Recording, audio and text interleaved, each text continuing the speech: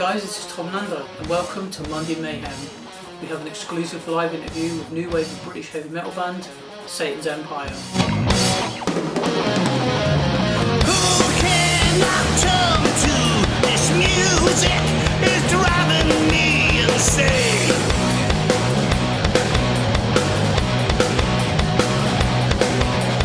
I can remember the days when metal ruled the waves.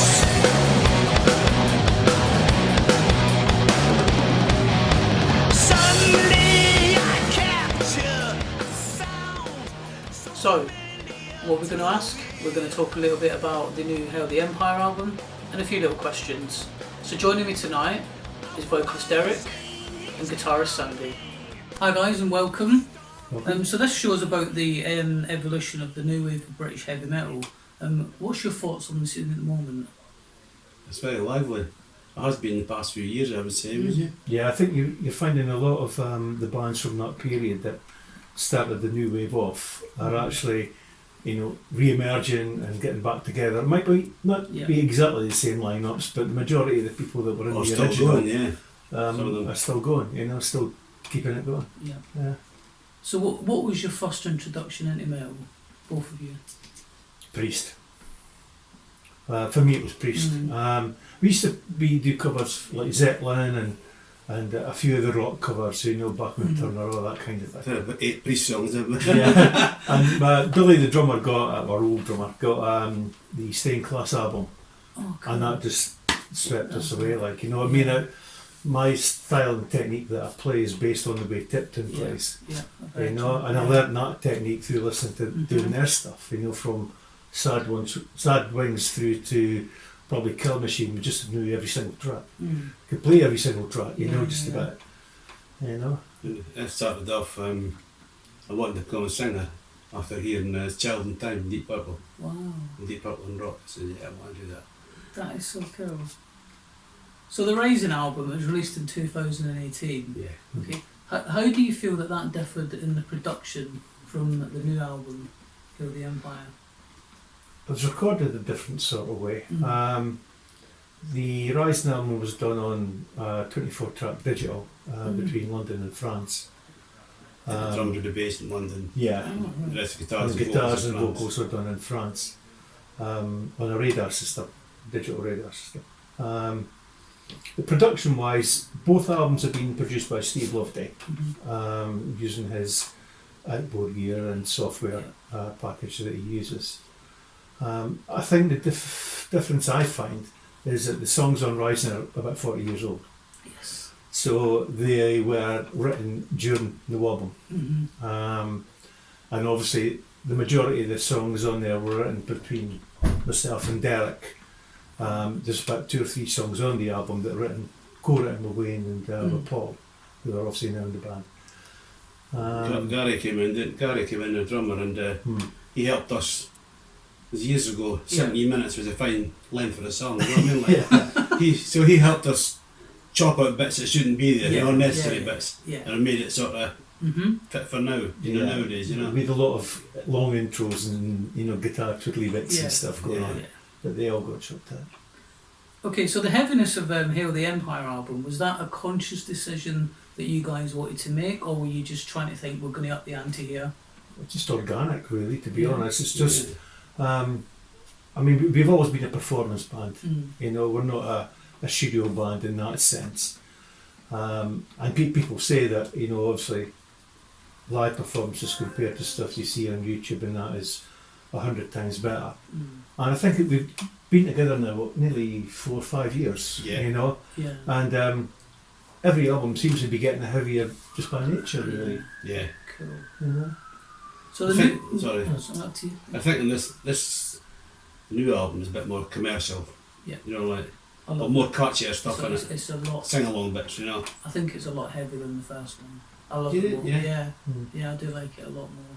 Yeah. Thank you. So the new wave scene is coming back strong, and obviously some amazing bands like yourself, Weapon UK, Troyan, Millennium UK, and Definator. They're doing really well. Why do you think we've had such a resurgence? I think personally, I think it's because, the thrash, multi-metal sort of areas of metal that you get nowadays has just got too much.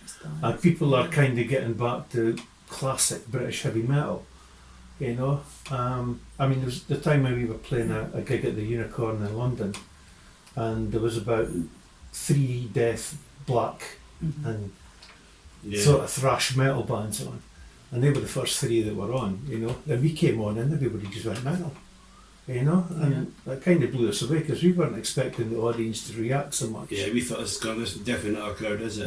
We're go down well here. Went down brilliant. Yeah, but it's really, really good. And I think that's what it is. I think the people that listen to that kind of music aren't aware of NWOBHM or British heavy metal. Yeah. But when they hear it, oh yeah, this is right into what we want to do, And I believe, I think as well that thrash is on its knees.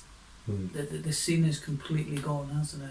It's just been swamped. That's the problem. Too many It's bands overpolluted now. There's too many people sounding the same. A lot of the bands, you can't even read the names, can you? Exactly. Like the logos. Can't figure one out, Okay, so the early 80s in Britain. So why did we see the explosion of bands? Were people optimistic about the music at that time? It came out the back of punk, and a lot of you'll find yourself, a lot of the demos and stuff that were done in the early 80s were kind of, they're very punky, they're raw, there was no hyper-class production, it was live, and that was it. Bands would go into a studio for a day and try and do 2, maybe 3 songs in a day, which was a live take. We would still found it hard to get gigs once punk came in. We were fighting against that, we were still playing. Yeah. And it was difficult at times. So do you remember seeing that people were talking more about the new army of fans? The kids wearing the denim cut-off shirts with patches. Did you actually see that emerging and happening? Oh yeah. We were part of it. Yeah. I mean, we did it ourselves. I mean, it was bands like Maiden and that, we managed, we were lucky enough to actually see Maiden supporting Priest at 78, 79, I think it was. Killing Machines here, possibly, I'm not sure. And we could see it starting then from the Soundhouse tapes that they did and things, And Machine Saxon, we're lucky to see Saxon in Dundee with Pete Gill in one of the first tours they did through the UK. And we could see it, and we were part of it. Our influences and the stuff we were listening to. That's the way you went down the Ruskin too, wasn't it? Everybody liked dressed the same sort of Yeah. I mean, there was a couple of pubs in Dundee that were playing that kind of metal. Wow. So we were lucky enough to get that kind of exposure, and then through what sounds places like that, they were obviously, Jeff Barton was a big NWOBHM pioneer, he obviously turned afraid, and I think he also gave a lot of those bands exposure. But then on the back of that, you got Tommy Vance doing the sessions. He brought in Def Leppard, all the bands like that. Diamond Head, etc. Yeah, Diamond Head did really well. I think that it just kind of snowballed from there. The exposure was in lots of different areas, and it just kept rolling and rolling and rolling. People just got on the bandwagon, So how easy was it to actually get a recording deal on your phone, in that early 80s? Oh, we didn't. You didn't? No. Was it that hard? Yeah. We left Dundee because we found that no companies are going to come up to Dundee and see us, So we went down to London. We were down there and we still couldn't get a deal. I remember, who was that, the guy you met, he was wondering about Neat. He was surprised that Davy Wood from Neat didn't offer us like a contract for that. Because we were getting the good reviews and that. I can't believe it.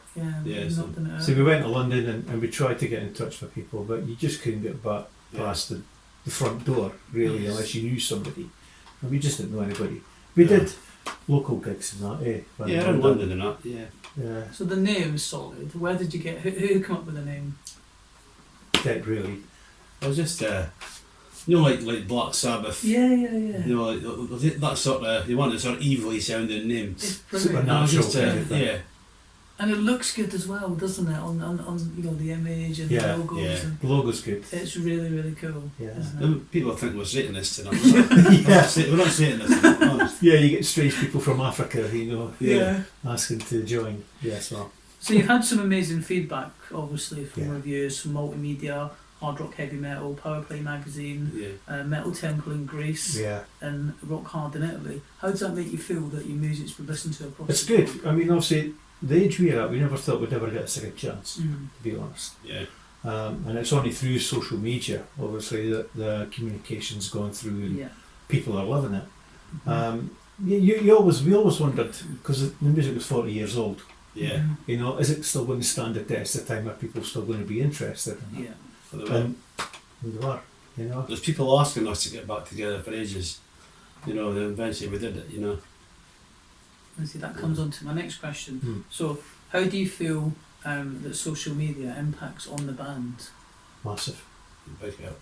Yeah, I mean, if there was no social media and we were still back in the sort of climate that was in the early It'd be the 80s, same. we'd still be Yeah. playing wee pubs. Yeah.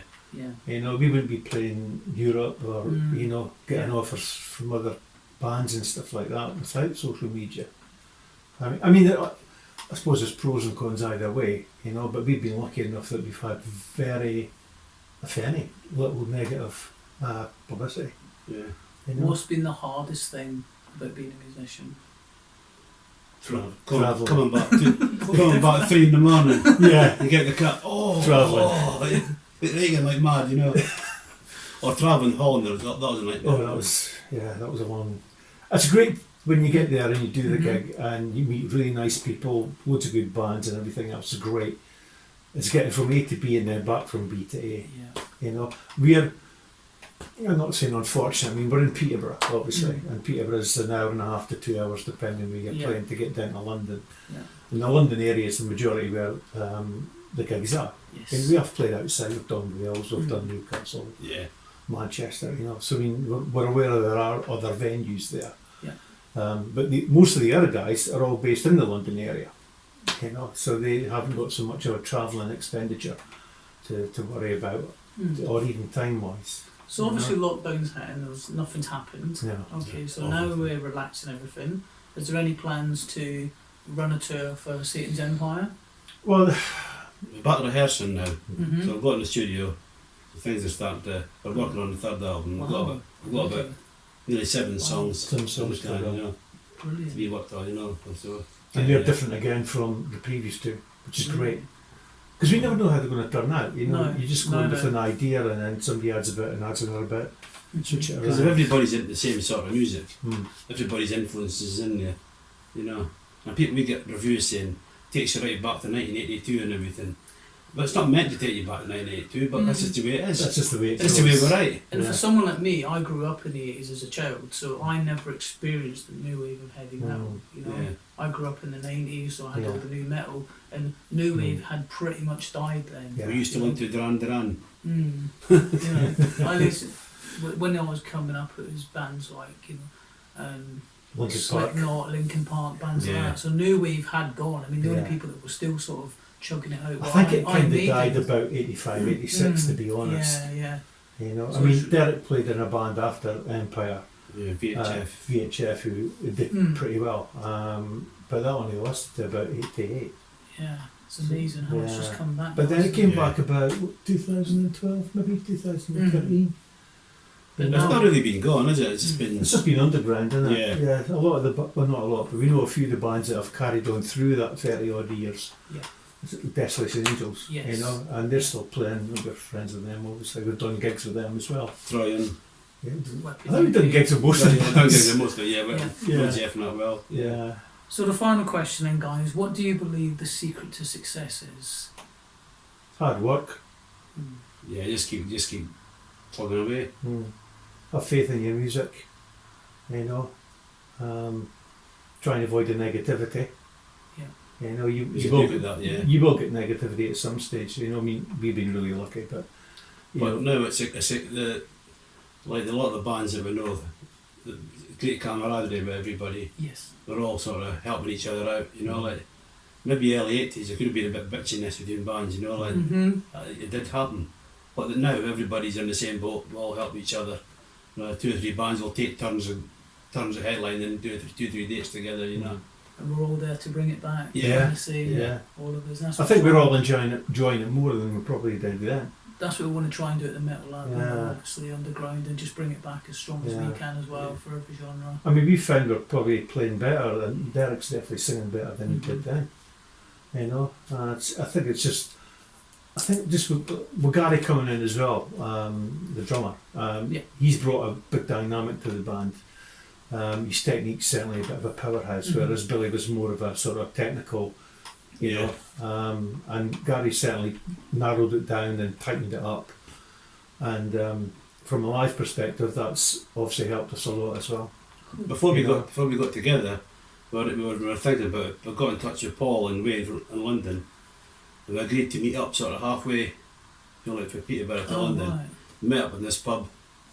When I walked in, I was like we'd only seen them like a couple of days ago. Oh. Instead of like 30 odd years, 35 years. Yeah. So the chemistry was still Yeah. We're still there, Yeah. which was amazing. Because Instead of having a meeting, we had a rehearsal. Mm. And we looked for a drummer for the rehearsal to help us. And Gary volunteered his services. he was the first one to Yeah. to offer his services, because Stu Bartlett offered us a gig at Brofest Yes, 2016, I've heard about an that. opener for Sunday. And we're building up to that, you know. Obviously, we had to relearn the songs, and at that time I had a little bit of RSI, Right. but playing the guitar got rid of it, which is amazing.